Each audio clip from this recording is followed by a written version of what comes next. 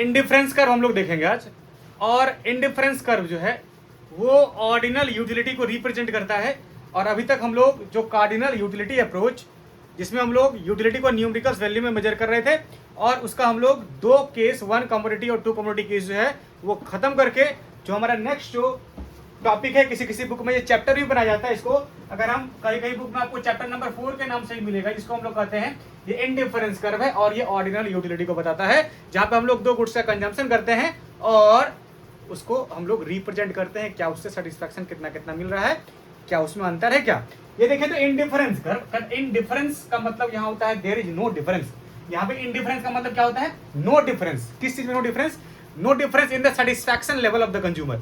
कहा कि यहाँ पे जब कंज्यूमर दो गुड्स को कंज्यूम करता है, याद रखिएगा यहाँ पे दो ही गुड्स कंज्यूम किया जाएगा, और उस दो गुड्स के कंजम्पशन से कंज्यूमर को कितना कितना सेटिस्फैक्शन मिला, उस सेटिस्फैक्शन को जब कंज्यूमर यहाँ पे रिप्रेजेंट करता है एक शेड्यूल बना के ग्राफ के सहारे, तो कंज्यूमर के सेटिस्फैक्शन लेवल में कोई डिफरेंस नहीं होता है। उससे पहले कुछ चीज आपको हम बता देना चाहते हैं, जिसको आपको एज्यूम करना पड़ेगा, जिसको हम लोग कहते हैं एजम्पशन ऑफ इंडिफरेंस कर्व, कि कंज्यूमर का इनकम कांस्टेंट है, कंज्यूमर का इनकम चेंज नहीं हो रहा है। हम बोले कि अभी आपके पॉकेट में 100 रुपए है तो वो आपका इनकम है, और कंज्यूमर को वही 100 रुपए से गुड्स, दोनों गुड्स खरीदना है, और उसका इनकम ना बढ़ सकता है ना घट सकता है। मतलब कंज्यूमर इनकम इज कांस्टेंट। ये जूम याद रखिएगा, कंज्यूमर इनकम क्या है? कांस्टेंट है। अच्छा, हम बोले आपको कि कंज्यूमर के पास 100 रुपए है, हम मान लिए इनकम ऑफ द कंज्यूमर ₹100, और उसी 100 रुपए में अगर कंज्यूमर दो गुड्स को खरीदे, या देखे तो हम माने हैं कि कंज्यूमर दो गुड्स को खरीद रहा है, मैंगो को और किसको? ऑरेंज को।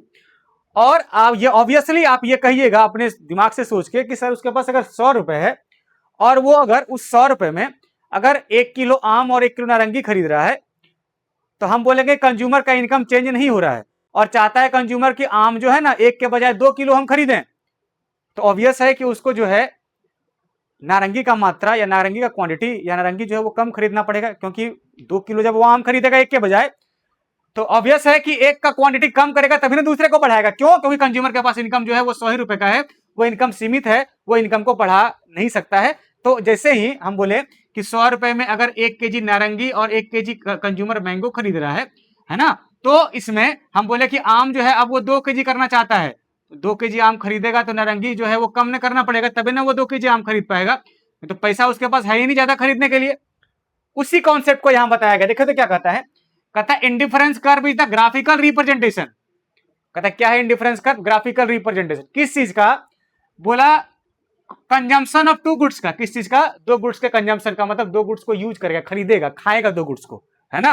और कहता है विच ऑफर्स द कंज्यूमर, कहता है जो ऑफर्स, जो कंज्यूमर को ऑफर या कंज्यूमर को देता है सेम लेवल ऑफ सेटिस्फैक्शन का, मतलब कंज्यूमर के सेटिस्फैक्शन लेवल में कोई डिफरेंस नहीं है। आप बोलेगा क्यों नहीं है सर? हम बोले कि देखिए तो हम इधर शेड्यूल बनाए हैं कि कंज्यूमर जो है वो ABCDE 5 कॉम्बिनेशन लिए हैं, और फर्स्ट वाले कॉम्बिनेशन पे कंज्यूमर जो है 2 मैंगो, 2 आम और 30 नारंगी जो है वो खरीद रहा था। मान लेते हैं उसका इनकम 100 रुपए था, कुछ भी मान लग सकते हैं आप। और उसमें अगर वो 2 मैंगो और 30 आम खरीद रहा था, अब कंज्यूमर को मन करता है, अच्छा इस लेवल पे ए कॉम्बिनेशन पे कंज्यूमर को जितना सेटिस्फैक्शन मिल रहा था, कंज्यूमर को मन करता है ना कि आम जो है अब हम उसका संख्या बढ़ा के 4 करें, क्योंकि इसको खाने में मजा आ रहा है। और दूसरा बोलता है, कहता है कि फिर मजा जो आ रहा है आप उसका क्वांटिटी बढ़ाइएगा, तो दूसरा वाला तो आपको कम करना पड़ेगा, कहता है ये वाला क्योंकि आपका पैसा सीमित है इसको घटाना पड़ेगा। तो हाँ घटाना तो पड़ेगा। कंज्यूमर बोला हाँ हम छोड़ने के लिए रेडी हैं, और हमको इसमें मजा नहीं आ रहा, इसलिए ना हम ये वाला, इसमें ज्यादा मजा आ रहा है, जिसमें ज्यादा मजा आ रहा है उसको खरीदेगा कंज्यूमर। यहाँ सेटिस्फैक्शन का मतलब आप जानते हैं कि कंज्यूमर को मजा, सेटिस्फैक्शन का मतलब संतुष्टि, जिस चीज को यूज करके कंज्यूमर को ज्यादा मजा आएगा उसी चीज को खरीदेगा ना कंज्यूमर, और उसी में अपना पैसा लगाएगा। तो कहता है कंज्यूमर यहाँ पे अपना पैसा जब खर्च करता है तो वो खर्च उसी गुड्स पे करता है जिसमें, जिस गुड्स को उसको नीड है, जिससे उसको सेटिस्फैक्शन मिल रहा है, जिससे उसका डिजायर फुलफिल हो रहा है, जो उसके जरूरतों को पूरा कर रहा है, उसी को कंज्यूमर जो है उसका संख्या बढ़ाएगा। जो अच्छा नहीं लग रहा है उसको छोड़ देगा। तो बोला कि यहाँ पे कंज्यूमर 2 आम बढ़ाना चाहता है क्योंकि उसको लगा कि आम में ज्यादा मजा आ रहा है, तो बोला कि हाँ 10 नारंगी कम कर देगा क्या? बोला हाँ 10 नारंगी हम छोड़ने के लिए तैयार है, हमको 2 आम चाहिए। तो बोला हाँ अगर कंज्यूमर को सेटिस्फैक्शन लेवल 2 आम और 30 नारंगी में जितना आ रहा था, 30 ऑरेंज में जितना आ रहा था, क्या उतना ही सेटिस्फैक्शन क्या उसको 4 आम और 20 नारंगी में आएगा? बोला हाँ। क्यों? क्योंकि कंज्यूमर जैसे ही 2 आम बढ़ा रहा है, तो क्योंकि 2 आम इसलिए बढ़ा रहा है क्योंकि आम पे मजा आ रहा है, और साथ में 10 नारंगी भी कम कर रहा है क्योंकि वो उससे अच्छा नहीं लग रहा है, तो सेटिस्फैक्शन दोनों में सेम ही होगा। तो बोले साथ साथ बोला कि सर इसको घटाया क्यों, ये क्या दोनों करता तो क्या उसको सेटिस्फैक्शन नहीं मिलता क्या? बोला दोनों कर सकता था, लेकिन उसके पास पैसे नहीं है, उसके पास इनकम क्या है? हम बोले इनकम कंज्यूमर का क्या है? बोला इनकम कंज्यूमर का कांस्टेंट है, इसमें कोई चेंजेज नहीं है। अच्छा, फिर हम तीसरे सी कॉम्बिनेशन पे गए। बोला कंज्यूमर को लगा 2 आम और बढ़ाना चाहिए, तो 6 हो गया, और दिखे तो यहाँ पे नारंगी का संख्या और घटा दिया, कितना कर दिया? 12। फिर भी इसका सेटिस्फैक्शन लेवल सेम हो गया। बोला हाँ, फिर भी सेटिस्फैक्शन लेवल सेम होगा। क्यों? फिर से कंज्यूमर को मन किया हम 2 आम और बढ़ाए, इसमें ज्यादा मजा आया, और बढ़ा दिया। इसको बोला कि यहाँ और कम कर दिया हम। तो आप देख रहे हैं हर बार मैंगो कंज्यूमर कुछ ना कुछ बढ़ाता जा रहा है, और हर बार कंज्यूमर जो है कुछ ना कुछ वैल्यू जो है यहाँ पे ऑरेंज का कम करता जा रहा है। यहाँ पे पहले 8 किया, 10 किया, फिर 8 किया, फिर 6 किया, फिर 4 किया। अच्छा, क्यों ये कम करता जा रहा है? कहता है इसमें ज्यादा मजा आ रहा है तो ये बढ़ा जा रहा है, इसमें कम मजा आ रहा है ये कम कर रहा है। और कम इसलिए का एक संग एक को बढ़ाने के साथ दूसरे को कम इसलिए कर रहा है क्योंकि उसका सेटिस्फैक्शन लेवल सेम है।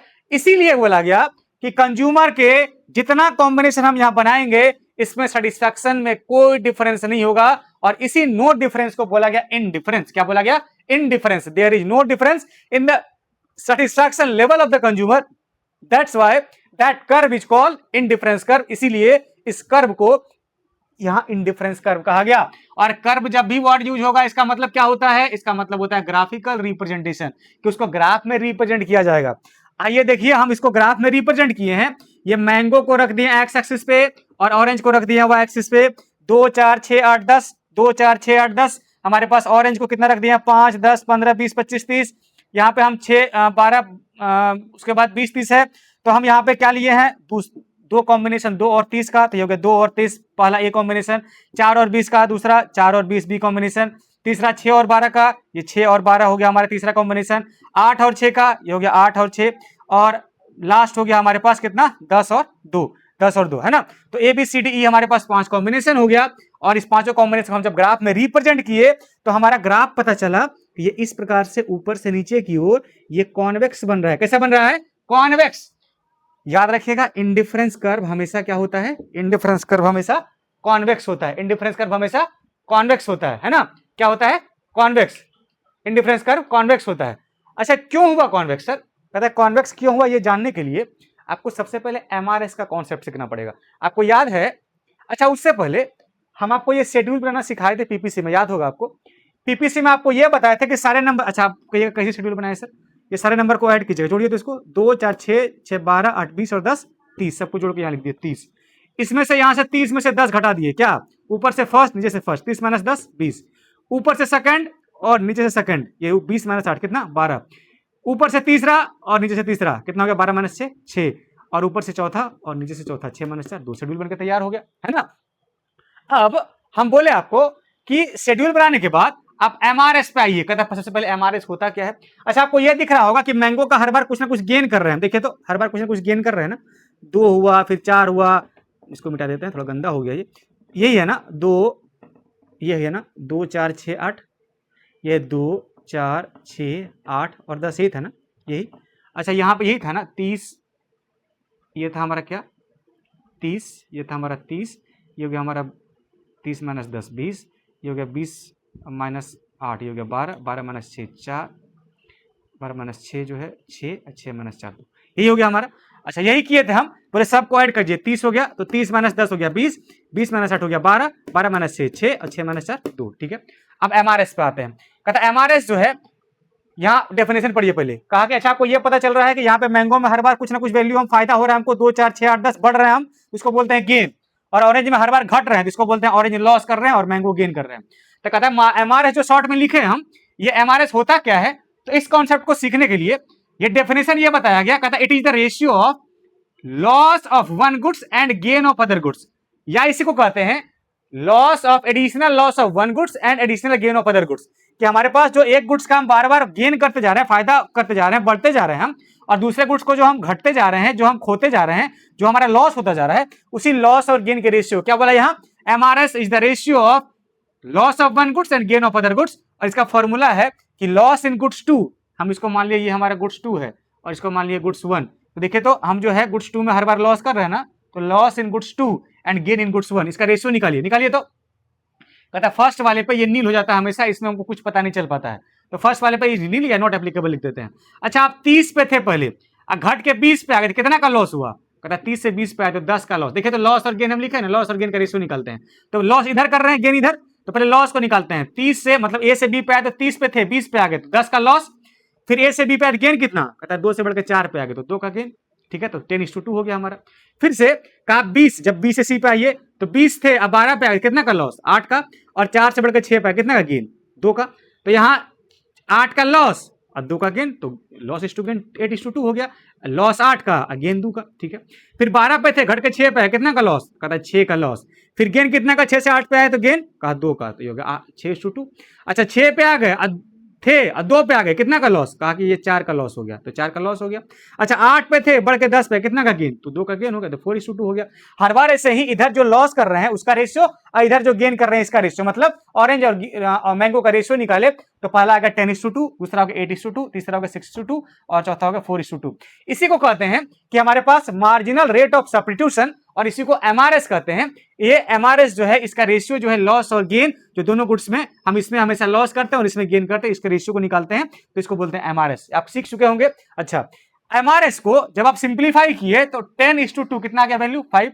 8:2 कितना आ गया? 4। 6:2 कितना आ गया? 3 और 4:2 2। अच्छा आपको ये बता चुके हैं हम कि एमआरएस का वैल्यू ये देखिए तो डिक्रीज कर रहा है ना। और जब भी आप सेम चीज एमओसी पढ़े थे वहां पीपीसी में कि production of loss in one goods and gain in other goods, है ना, तो यहाँ पे प्रोडक्शन के बजाय कंजम्पशन होता है।